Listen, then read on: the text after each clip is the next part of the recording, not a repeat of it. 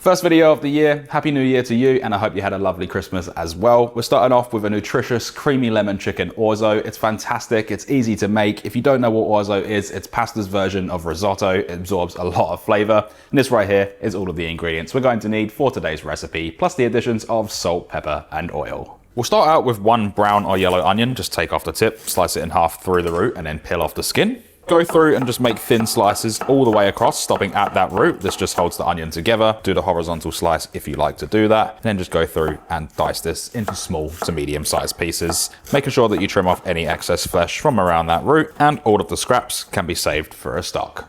Grate 40 grams or 1.4 ounces of Parmesan cheese on a microplane or the smallest side of your box grater. You can use store-bought pre-grated stuff for this, but it does have an anti-caking agent in it and you're more likely to split or clump the sauce that way. It's always better to grate fresh if you can. While we have the microplane, we can also grate 5 cloves of garlic to create a paste. You can also roughly chop them or mince them up. That choice is all yours. And you'll always get a better flavor out of the paste as the compounds are broken down more. For the chicken, I've got 1 kilo or 2.2 pounds of boneless and skinless chicken thigh, and all we need to do with this is slice each fillet in half and then just rotate and dice into small to medium sized pieces, trying your best to get everything the same size. That way it will all cook at the same rate. Just remember though that the bigger it is, the longer it's going to take to cook. With that done, add that chicken into a large mixing bowl. Add in 2 teaspoons of smoked paprika, 2 teaspoons each of garlic and onion powder, 1 teaspoon of dried oregano. Add in a nice pinch of salt, nice big pinch of cracked black pepper, 10 cracks worth, and add in 1.5 tablespoons of olive oil.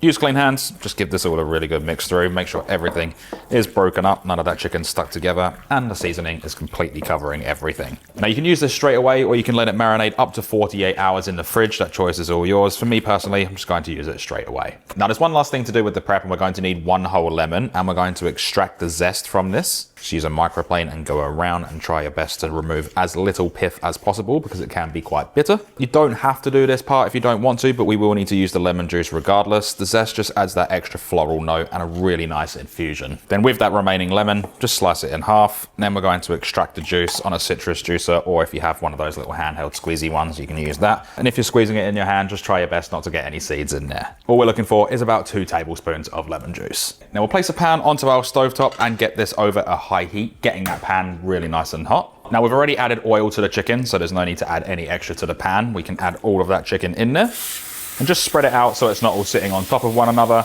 and let this cook for about a minute before we start mixing it around. That way we can build up a really nice crust on the surface. After about a minute, just give it all a nice mix through. You start seeing that really nice color building up on the surface of the chicken. We're going to cook this for about 6 to 7, even 8 minutes until that chicken is completely cooked through. We want to get that nice color all over as well as nothing burning. So if the pan does get a little bit too hot, just slightly turn it down. And you can add a touch of stock if anything decides to stick to the bottom, just to lift it up and deglaze that pan. The one thing I really like about chicken thigh is how forgiving it is. You can overcook it slightly and it's still juicy, whereas if you use chicken breast, this becomes really dry and really rubbery.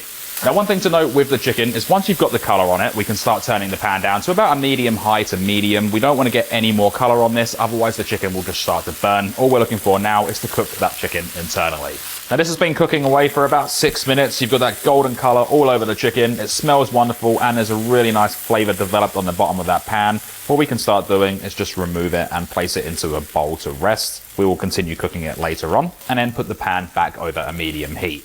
Now with all of that flavor still in there, add in 1 tablespoon more of oil, and this time add in that diced onion. Add a touch of salt to taste, about 10 cracks of black pepper, and saute this over a medium to medium high heat for about 3 to 4 minutes. Let it get nice and translucent and pick up all of that flavor left behind from the chicken. The onion will start releasing its own moisture and naturally deglaze the pan anyway, so we don't need to add any liquid right now to pull up any of those stuck flavors. Now after about 4 minutes on the onions, you got a really nice color. They've picked up all of that flavor left behind from the chicken. We can add in our 5 cloves of minced or chopped garlic. We're only going to cook the garlic down for about 30 seconds to become nice and fragrant and get that nice flavor within our pan. Add in 400 grams or 14 ounces of dry rizzoni or orzo. Mix this around and cook it for about 1 minute just to pick up all of that flavor and just make sure everything's evenly combined. Pour in 800 milliliters or 800 grams of chicken or vegetable stock. Give this a really good mix through, just make sure nothing's clumped up and nothing's stuck to the side of the pan. And we're going to bring this chicken stock up to a gentle simmer. And I do recommend giving it a try now and adjusting with any seasoning to your taste. Just be careful if you are using store-bought chicken stock, some can be quite salty. So if you are using them, just try and get a reduced salt one, or if you're using your own, you never season the stock anyway. For me personally, just adding in a touch of salt and about 20 cracks worth of black pepper. Once this is at a gentle simmer, we can reduce the heat to about a medium lowish, and just let this cook for about 8 to 10 minutes, mixing it every couple of minutes or so, just so that orzo or risoni doesn't stick to the bottom of the pan. Now, after about 8 minutes, the risoni or orzo has absorbed all of that chicken stock that we added, and it's perfectly cooked. Still has that nice little bite, which is al dente. Add in 300 milliliters or 1 1/4 cups of low-fat milk.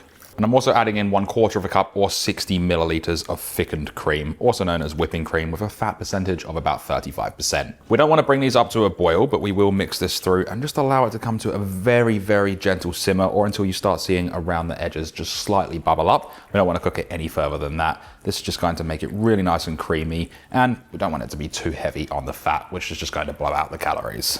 Now, keeping this over a low heat is really important because we're going to be adding lemon juice in a minute, and if this is too hot, we're going to split and coagulate our milk.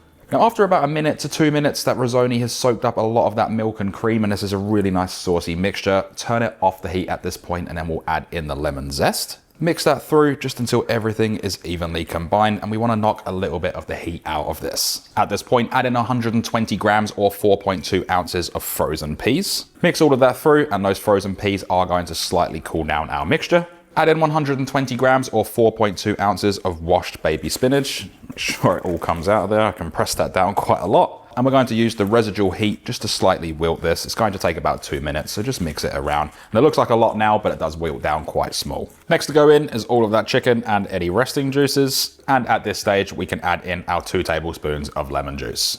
All we need to do is mix all of this together. Just let those chicken flavors spread throughout the pan, and this is going to take on a really nice flavor. And we've knocked enough heat out of that pan to avoid anything clumping or splitting from adding that acidic lemon juice. Last thing to add in is that Parmesan cheese we grated at the beginning. You don't have to add it all. We can use a little bit as a garnish at the end, which is what I'm going to be doing. With whatever you've added, just make sure you mix all of that through right at the end. We don't want anything clumping or going lumpy, because Parmesan cheese can clump up quite a bit if it's not melted through properly. Also, double check this for seasoning, adjusting with salt, pepper. You can add a little bit more lemon juice here if you think it needs it, but once all of that's done, you have this beautiful, delicious looking meal. We can remove it from the stovetop. This is going to be served up across 5 750 milliliter meal prep containers. You can roughly divide each portion by 5, or you can weigh the total amount and then divide it by 5, depending on how you like to do this. If you have any remaining Parmesan cheese, this can be sprinkled on over at the end, and you can also add this on after you've reheated them too. Add a touch of cracked black pepper to each container, just for that finishing touch. And what we've just created is this creamy lemon chicken orzo or risoni wherever you are in the world. And this is the macros for a single portion, with the remaining nutrition and full written recipe in the link in the description. Now, with storage and reheating, they'll last 4 days in the fridge and 4 months in the freezer. If you have them frozen, allow them to thaw overnight in the fridge. And with reheating, you can do so in a microwave for about 3 minutes, mixing it around, and in a pan. Either way, just add a splash of stock, water, or milk just to rehydrate things. There's only one thing left to do, and that is we can then dig in. Spot on. So tasty.